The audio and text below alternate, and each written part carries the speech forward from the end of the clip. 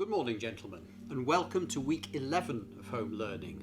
I hope that you are sticking to your routines, working in Google Classroom, getting plenty of exercise, helping around the house, and reading regularly.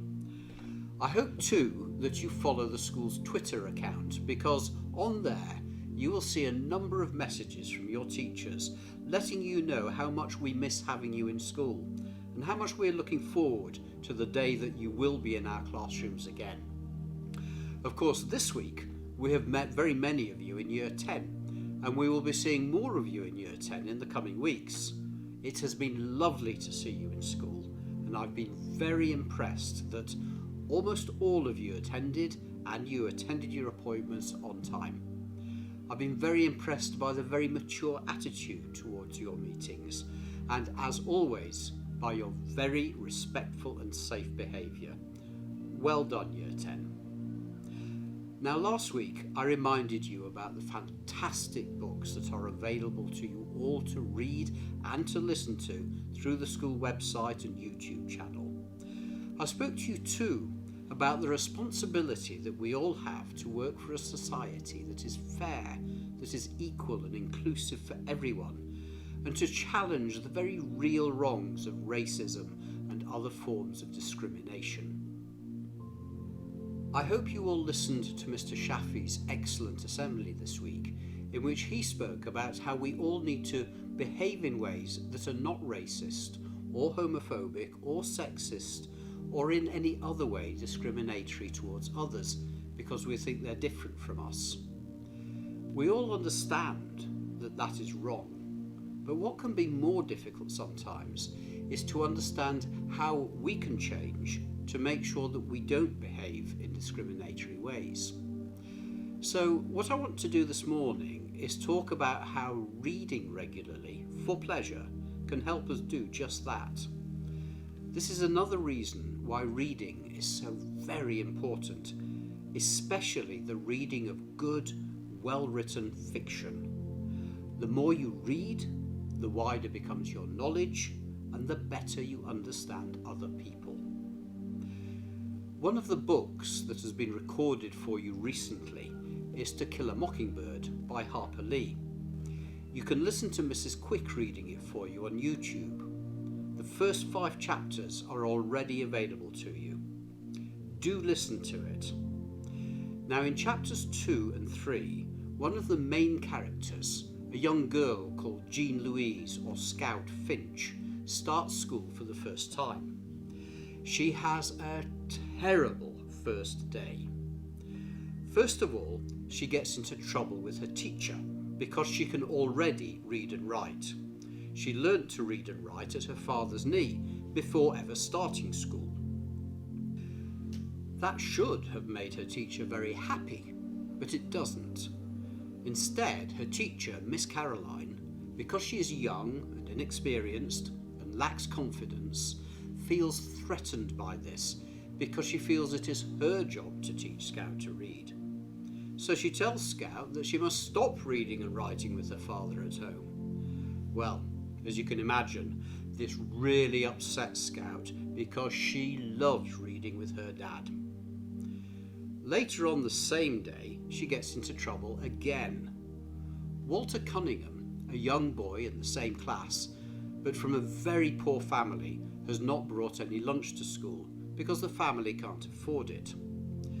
Miss Caroline, the teacher, tries to lend him some money to buy lunch, but he won't accept it because he knows he will not be able to pay it back, and he feels too proud and ashamed to accept charity.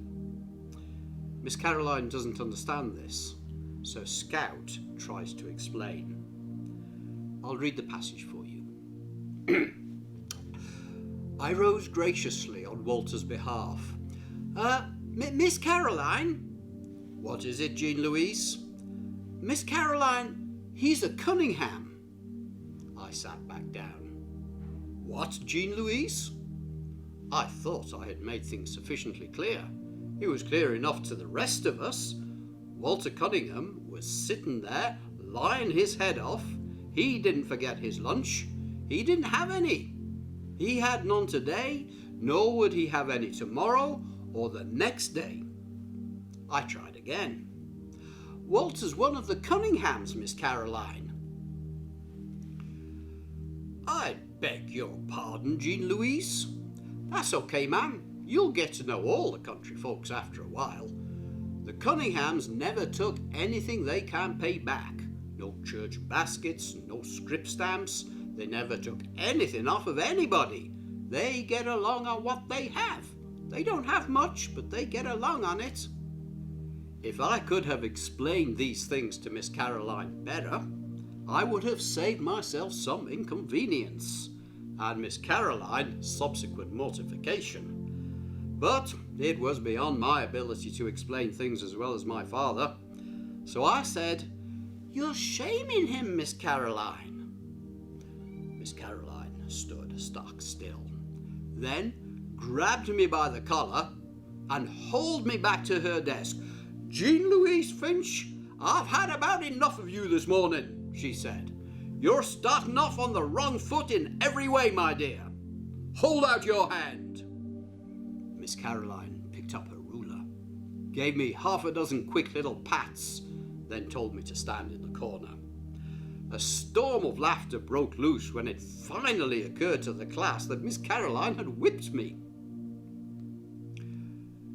Later on the same day, Scout has a fight with Walter Cunningham because she's cross with him, feeling that it was because of him that she got into trouble. So, all in all, Scout has a miserable first day at school. And when she gets home, she's sulking, and she tells her father, Atticus Finch, all about what has happened. And she says, "Please don't send me back to school. Please, sir." Atticus stood up and walked to the end of the porch. "First of all," he said, "if you can learn a simple trick, Scout, you'll get along a lot better with all kinds of folks. You never really understand a person until you consider things from his point of view." "Sir?" "Until you climb into his skin and walk around in it." Atticus said that I had learned many things today, and Miss Caroline had learned several things herself. She had learned not to hand something to a Cunningham, for one thing. But if Walter and I had put ourselves in her shoes, we'd have seen that it was an honest mistake on her part. So that's another passage from the book, gentlemen. And the really key message in this part of the novel, indeed throughout the whole novel, gentlemen, is how important it is to imagine what it is like to be someone else with a different experience to our own, to climb into their skin and walk in their shoes so that we can understand them. This is what we call empathy, and we learn empathy through reading, and the more people that learn empathy, the better this world will become, because there will be much less prejudice and much less discrimination. Do read or listen to Kill a Mockingbird. It's an amazing novel, and you will learn so much from it about how to grow up with empathy and understanding.